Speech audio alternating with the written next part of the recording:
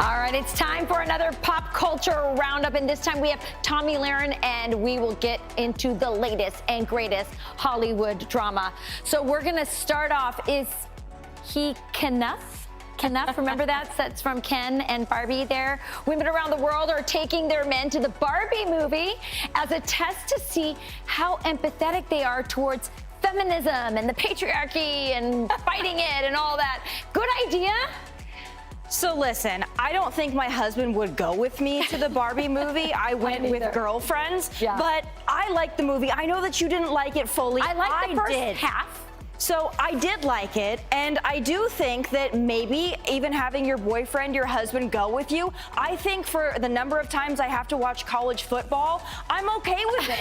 Come to the Barbie movie. If I have to watch the Tennessee Vols all fall, you can come and watch Barbie. I know, but I think the point here, Tomi, is that if you don't agree with the patriarchal messages that are being out there, remember that big, really boring speech by America Ferrera, that you should dump the guy if he doesn't agree with, you know, that. Right.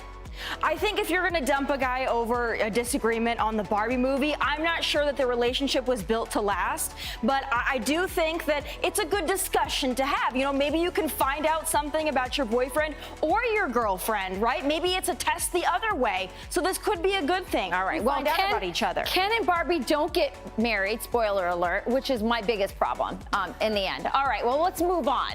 So there's this new trend. It's called the lazy girl job, and it's a TikTok trend where these girls who have sort of like, you know, entry-level jobs post videos about how they're sort of not doing their best at the job. They're just sort of blowing it off and just doing the minimum.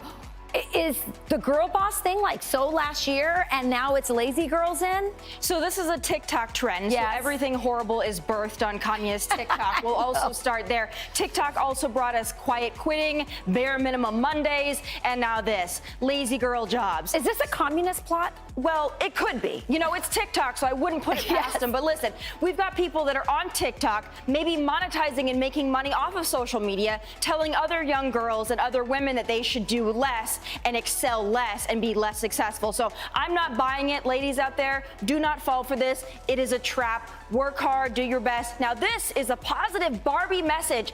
Barbie is a workplace woman, so we can learn that from Barbie, not lazy girl TikTok. All right? And we're both wearing power jumpsuits today. There we go. So, you know, whatever. All right. Ariana Grande is accused. Now, she's done this a couple times.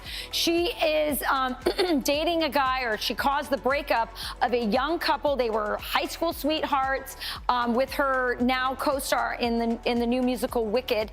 What do you make of this? I mean, this is like the second time, because she also did this with Pete Davidson, who ended up dumping his girlfriend for her as well. So listen, I'm not a feminist, but I will say this, Rachel.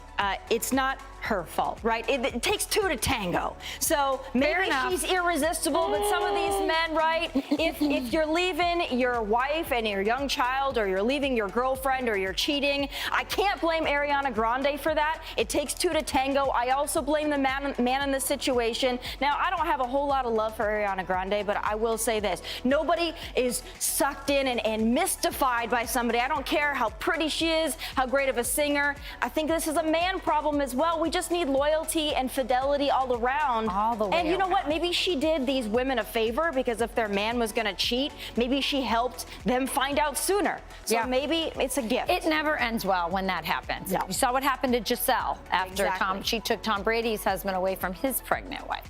All right. David and Victoria's close friendship with Meghan and Harry is over now, after being left absolutely furious at claims that they were the ones who leaked stories about the royal couple.